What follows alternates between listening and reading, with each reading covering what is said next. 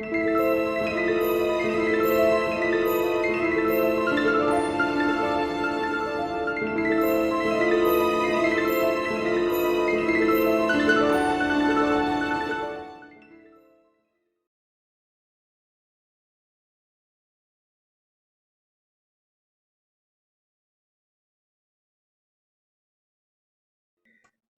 everyone, it is week 7, and after you got a break from lecture materials last week as you took the exam, we're back to it. We're back to our regularly scheduled lectures, I suppose.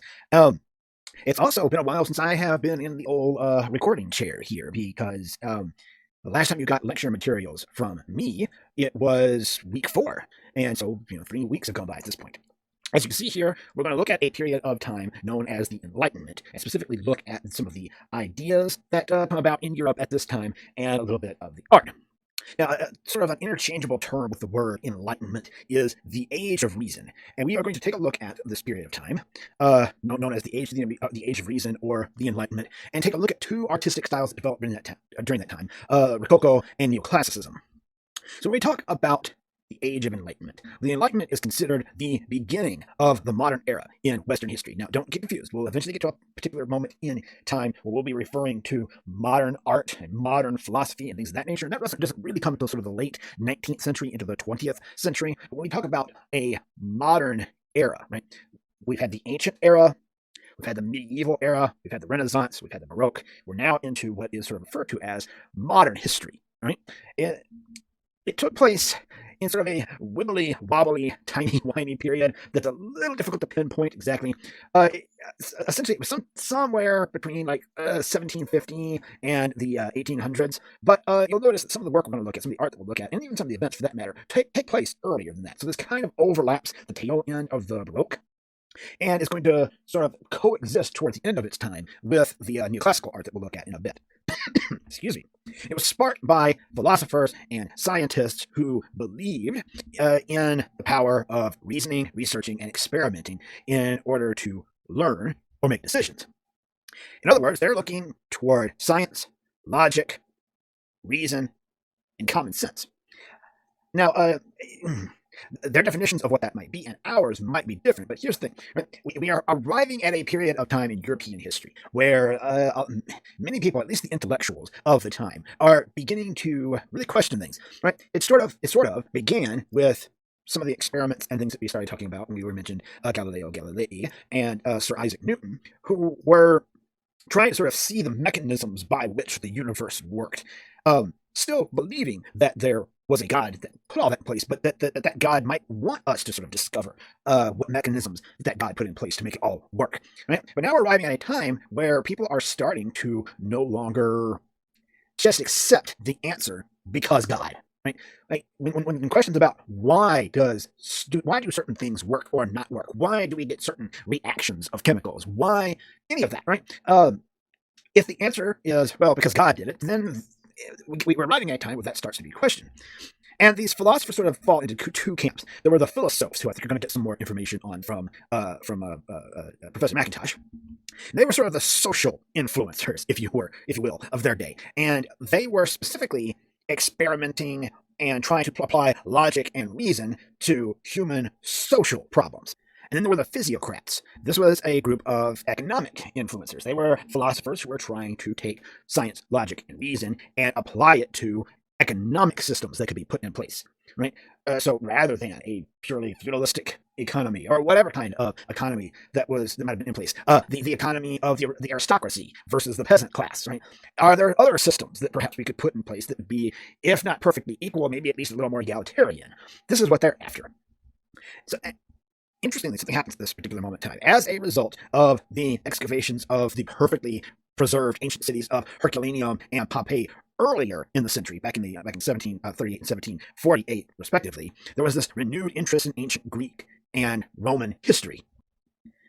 And there ends up being almost something very similar to what happened in the Renaissance, in that the Enlightenment thinkers and movers and shakers, what have you, look back to ancient Greece and particularly ancient Rome and sort of equate what they were doing as the height of morality, right? They're ignoring a lot of stuff about both the Greek and Roman societies to sort of romanticize, if you will, the nature of them being these perfect moral societies. But again, very much like in the Renaissance, they begin to compare themselves to that. Also around this time, there are a couple of new camps when it comes to religion and sort of a view of how the universe works. There is deism and pietism, or in the United States, this was referred to as the Great Awakening. In the case of deism, deism was a belief that there is a God, yes, but this is a very Enlightenment way of thinking about things. That God is pure reason, right? And as such, is logical and is understandable, at least to some sort of extent.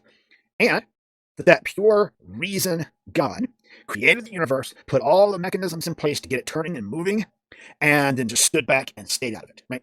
The idea of a deist God doesn't get itself involved in the world in which we live. But because that God is pure reason, and that pure reason God created all of this stuff that was set in motion, brought the human beings into the world, and because we are capable of pure reason, there start to be these this ideology that if we're all capable of that pure reason, perhaps we should all be equal, right? And so, in the United States, interestingly, many of the drafters of the Declaration of Independence and eventually the Constitution were deists.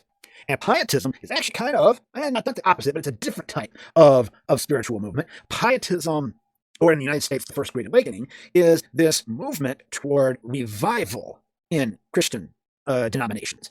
And actually, many new denominations pop up during this time. There's the idea that those early Protestant sects, like those of Martin Luther and John Calvin and others of their ilk, hadn't gone far enough to sort of shake off Catholicism. And so there was this a wish for a return to perhaps more literal interpretations of the Bible, more insistence upon the Bible itself, and we get groups out of this we get denominations out of this like the Methodist denomination, Baptist denomination. Those start to happen during the Great Awakening in the United States, but there's also pietism in Europe, so there are similar kinds of things that are going on.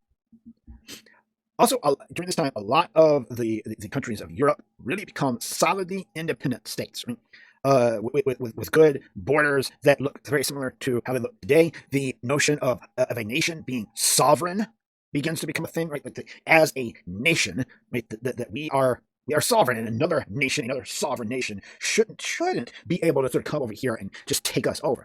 And this leads to the idea of nationalism, right? The idea that one can be proud of the nation that one comes from. In France and in Britain as well, the aristocracy come to regain prominence. I know that's not something we've talked a whole lot about. Aristocracy were this particularly wealthy class. They're not necessarily of royal birth, but they are wealthy and extremely powerful, and they might as well be the ones sort of governing things for all the amount of power they have gotten and their sway over those who would be in the monarchy. But there's also this growing middle class that comes up at this particular moment in time. In France, it's referred to as the bourgeois. This middle class, they're not super ridiculously uber wealthy like the aristocracy or the royal family, for that matter. And they're not struggling like the peasants. They're doing okay for themselves, right? And that little middle group had always kind of been fairly small. We get into the 1700s, however, and that middle class starts to grow and become larger. And again, in France, they're referred to as the bourgeois. And suddenly the bourgeois and their ways of life and their ways of thinking about the world also become something that must be contended with, right? No longer can we just sort of depend upon what the royal family and the aristocracy think and let them sort of rule over and make decisions for everybody else. This growing middle class is starting to develop some power of its own. And this was the era of many political revolutions, such as the American Revolution and the French Revolution. A lot of this is sparked by Enlightenment ideology. I already sort of dived into how a lot of that Enlightenment ideology affected the American Revolution, but we're going to also see how that affects the French Revolution as well. And during this particular period of time, we have two prevailing art styles. We have an art style that we'll dive into momentarily, referred to as the Rococo, and one that will come a bit later, referred to as Neoclassicism. And these two art styles could not be any different from one another, could not be any more different from one another, that is. These two are going to be establishing themselves as diametrically opposed to one another. So here it's a map here of Europe in the 18th century. Let me get my laser pointer going. And as we look around the continent, as I said, a lot of places are starting to look like we recognize them today. France pretty much looks like it does today. Spain and Portugal, those are the borders to this day. Great Britain is shored up here. Our Scandinavian countries up here, right, what's referred to as the United Provinces, were Holland. They'll eventually be the Netherlands. Interestingly, the Ottoman Empire over here is still pretty influential. The Ottoman Empire sort of sprung up in the 1400s and is still holding on strong. And it has control of what would now be the Turkish Peninsula and Greece, as well as some other sort of Eastern European areas. Right? But then here in the middle, I mean, Switzerland's a little bigger than this. Oh, well, before I get to the middle, yeah, Switzerland is a little bigger than this now. Italy hasn't quite become one united, independent nation. You see, we still have a lot of those smaller city-states and kingdoms and things of that nature that are still happening in Italy. And up here, we still have what's left of the smallest little vestiges of the Holy Roman Empire that are remaining. And at this point, man, it is only holy, it is only Roman, it is only an empire in name and name alone, because at this point, it's just what would eventually become Germany and Austria. Those are sort of incorporated in what barely remains of the Holy Roman Empire. But so this is kind of like, you can see Europe becoming a lot more stable than it has been in past periods of time that we're talking about. Then, we need to kind of go back in time a bit here. I was just talking about the eruption of Mount Vesuvius. Mount Vesuvius erupted. The state gets argued about because there was a Roman writer who wrote about this. Sorry, named Pliny the Elder. And Pliny the Elder wrote two different dates. And so it gets argued about. But August 24th, or as long as you just sort of know August, it happened in August of 79 CE. Right? That's when Mount Vesuvius erupted here. And this map sort of shows the way that the plume of lava and ash sort of spilled out where it sort of, the direction that it was sort of blown. Here you see the area of Italy that we're looking at. And all these cities that were then within that were covered completely in ash, lava, things of that nature, and were lost to history. As I said earlier on, however, in the 1730s, 1740s, Herculaneum over here and Pompeii were rediscovered during what were really the early days of archaeology. It was really only just becoming a science.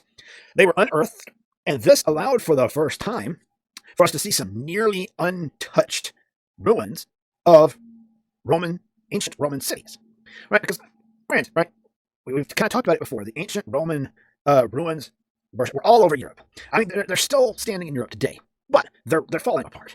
They were falling apart in the 1700s, right? And we didn't really have any way to know what they might have looked like in their heyday.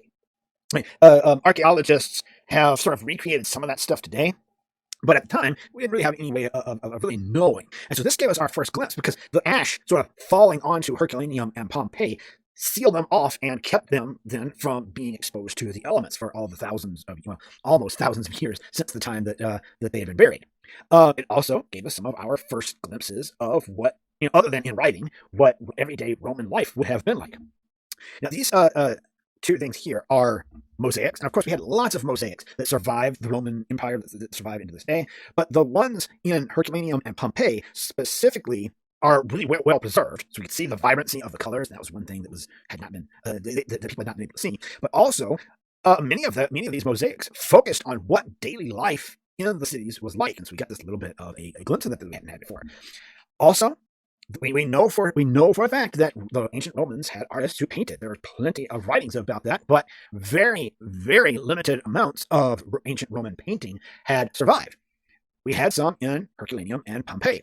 And so we got to see how the artists, the painters of ancient Rome approached the depictions of human beings, of clothing, things of that nature. Right? And this is going to spark some interest in sort of recreating some of this in the neoclassical art that we'll study at a later point. And you may already be familiar, I don't know, with the fact that in Pompeii, because the ash descended and covered that city so quickly, there were many people and animals and things that were not able to get away and got buried under the ash. And then as their bodies sort of decomposed, as bodies do, left these open spaces in the ground that then formed on top, that these archaeologists were then able to pour plaster into and then get to see these impressions of the humans and animals and things that had been trapped under the ash of Mount Vesuvius.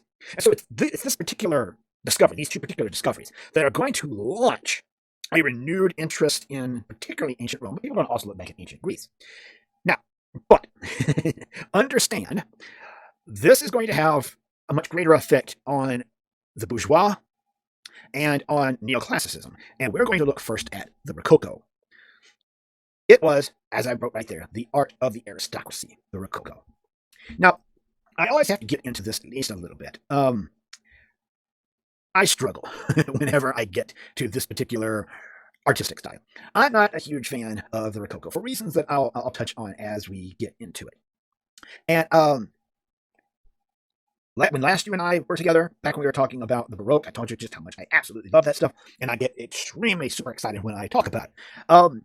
I have to try to keep some of my feelings about this at bay, so that when I'm talking about it, I'm not constantly talking about it in a pejorative sense.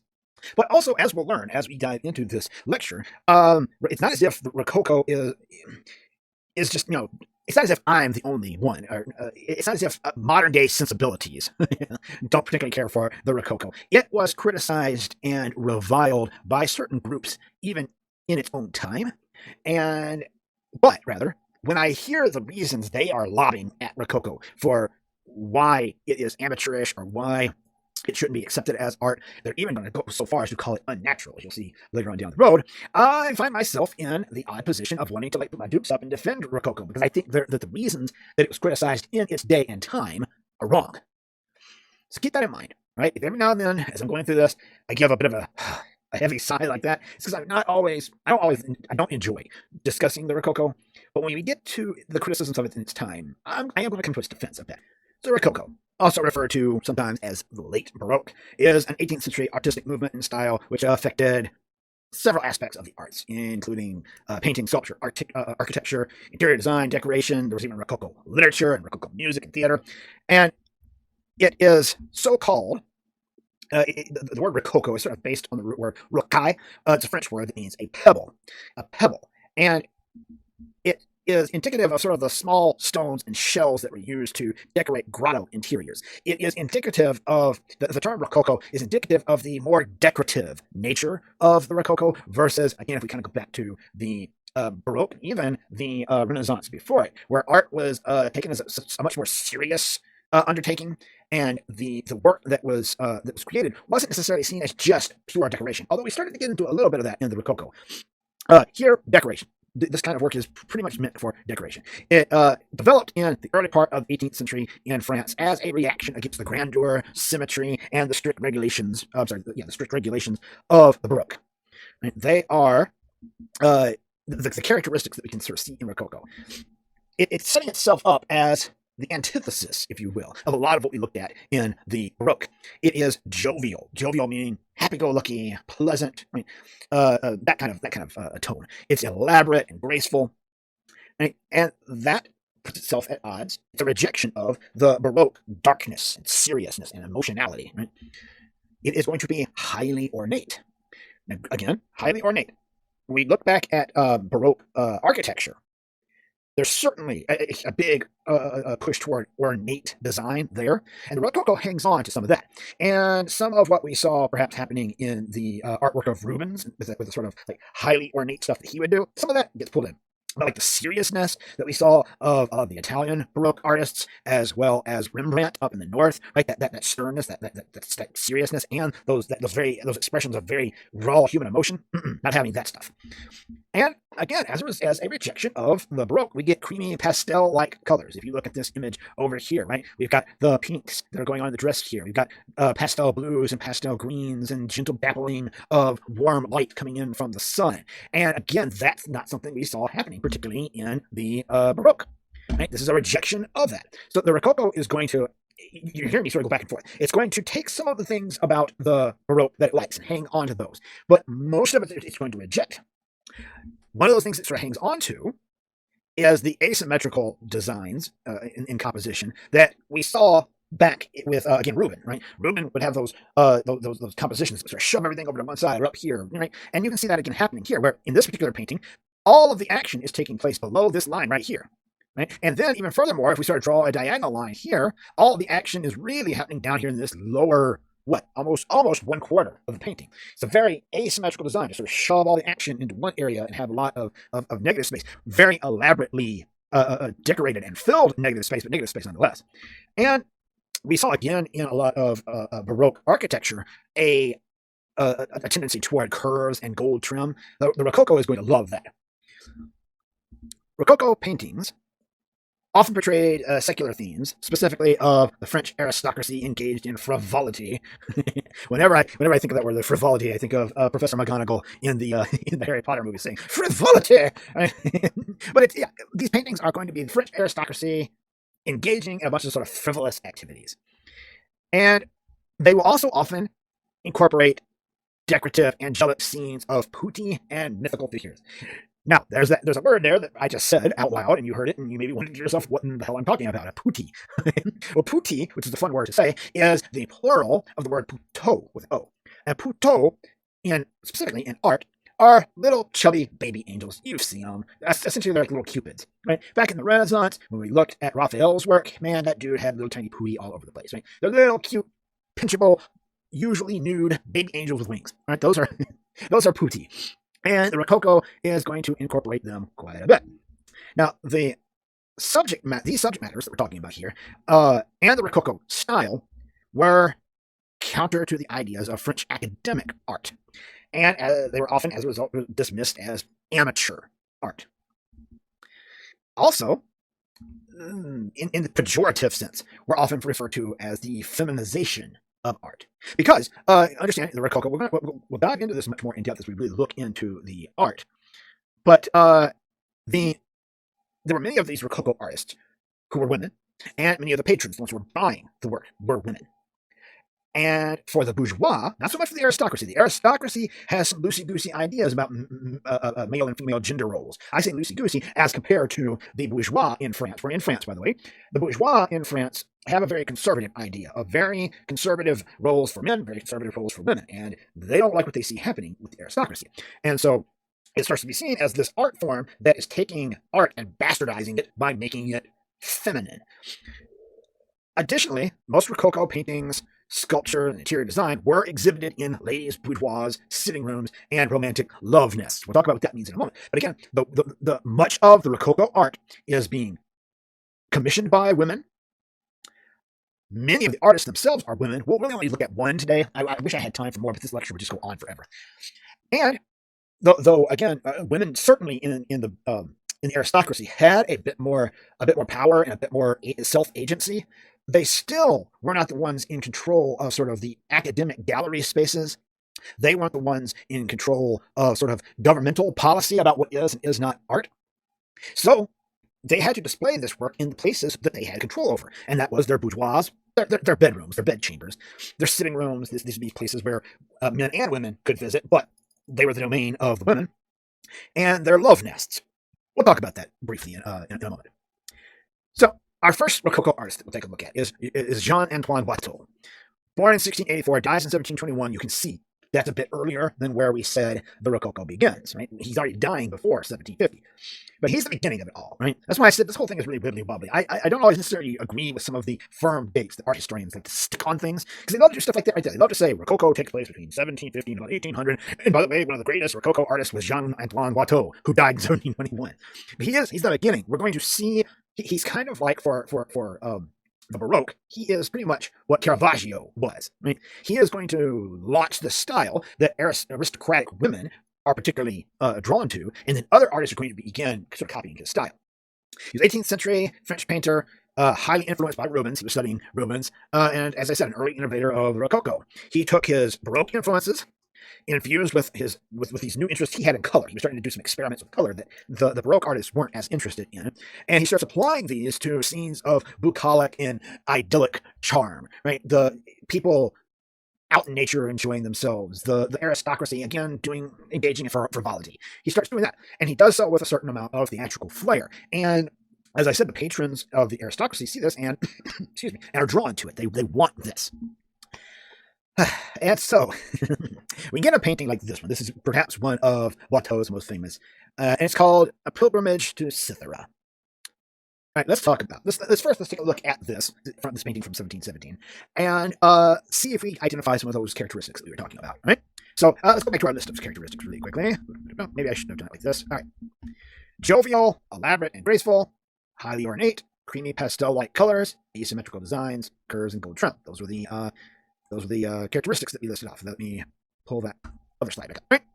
So, creamy pastel-like colors, Definitely. We have pinks, we have pastel blues, we have pastel greens, we have pastel yellows, right?